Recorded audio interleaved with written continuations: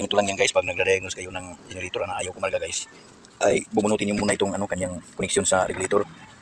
Dito, saka yung sa brush niya, dito.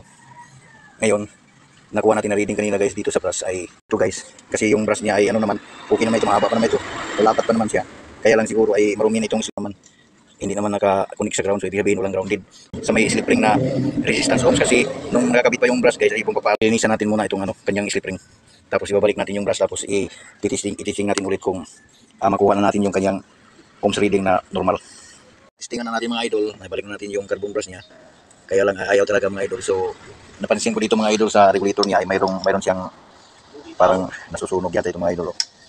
Ayun, kung napapansin niyo mga idol, ito parang may bakat ng dumaan siya ng init at saka may crack siya dito sa kabila. Ayun mga idol, parang dumaan ng init siya. Kaya i-request na natin, tanggal namin mga idol yung sa may generator at nakita namin itong may regulator pa. So susubukan natin ito mga idol na ikabit doon kung nagpa-function pa ba siya.